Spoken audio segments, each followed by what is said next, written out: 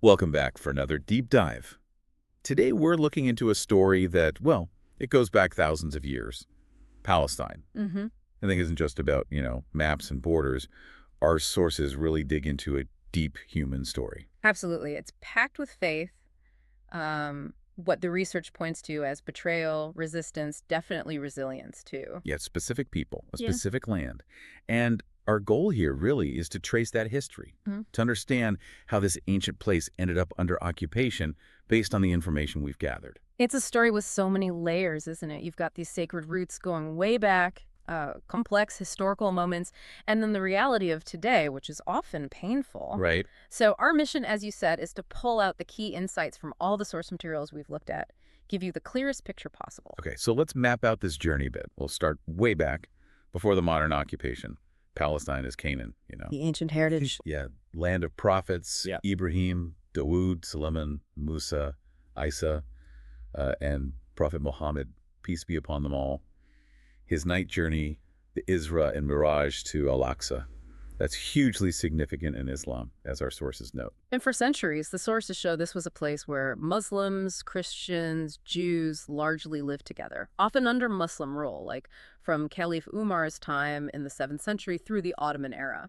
So a long history of coexistence, relatively speaking. Yeah, generally respected faiths, part of the wider Muslim world, known for spirituality, culture, but, history happens, global powers shift. And things were about to change, big time. Dramatically. So World War I ends, the Ottoman Empire collapses, and Britain steps in and gets its mandate over Palestine from the League of Nations. Right, and this is where a really critical piece comes in, according to our sources. The Balfour Declaration. Exactly, 1917.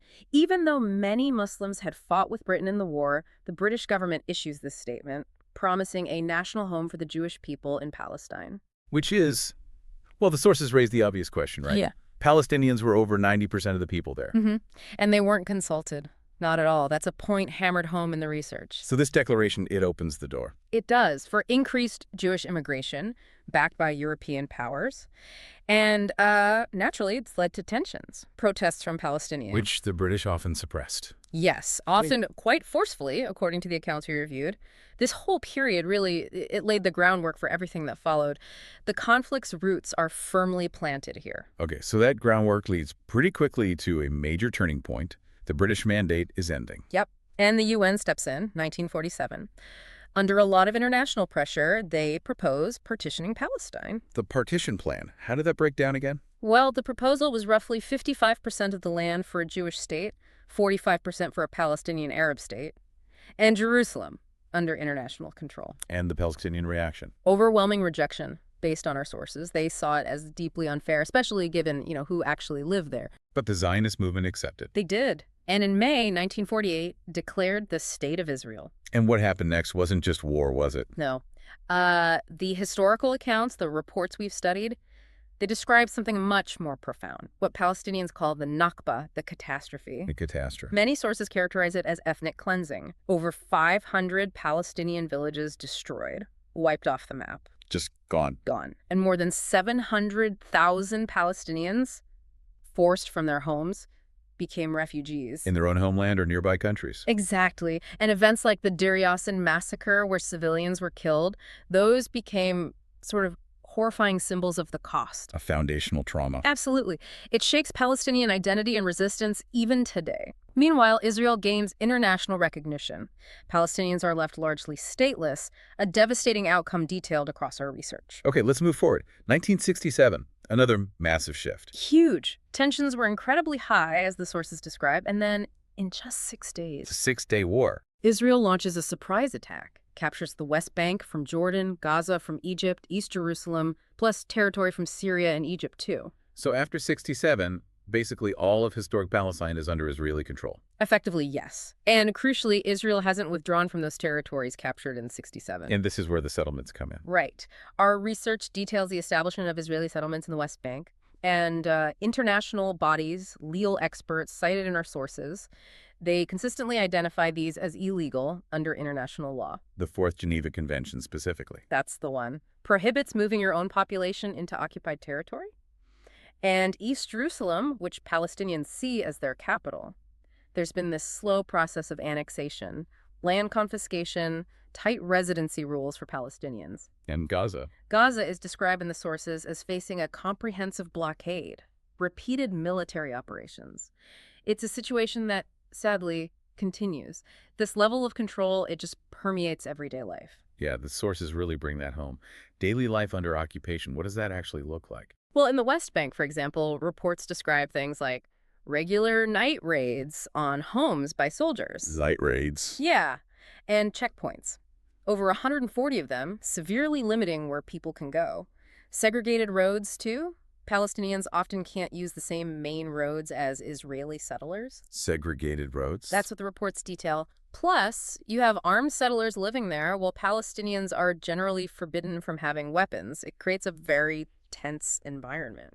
And basic rights. What about Jerusalem? In East Jerusalem, Palestinians constantly risk losing their residency. If they travel too long, maybe protest too visibly, it's precarious. Gaza sounds even more extreme. It's often portrayed that way, yes. I mean, 2.3 million people crammed into this tiny strip of land, about 48 kilometers long. One of the densest places on Earth. Exactly. Electricity for just a few hours a day, sea access heavily restricted, airspace monitored constantly, land borders fenced off. And the children there.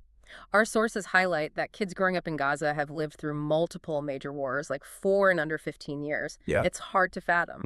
And this system, this control, how is it being described now? Well, this is significant.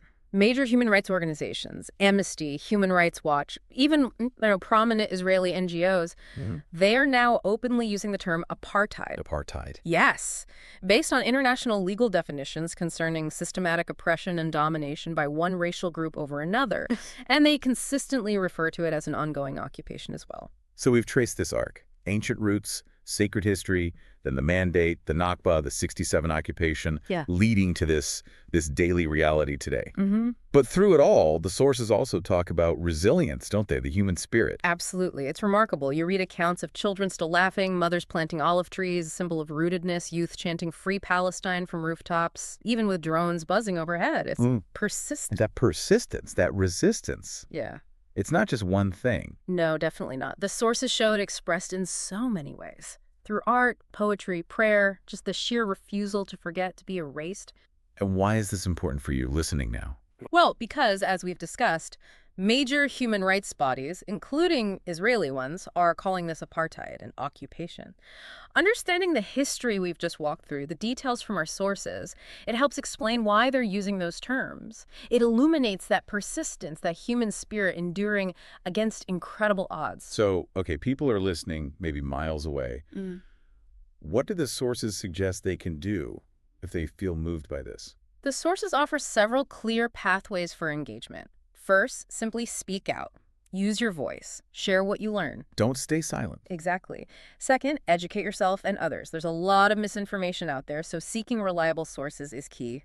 Challenge the narratives. Okay, what else? Donations, supporting groups, doing work on the ground, medical aid, relief efforts, education projects, that's highlighted. Practical support. Yes. And fourth, the sources mention looking into companies that might profit from the occupation. Considering boycotts is suggested as a form of economic pressure. Finally. Prayer.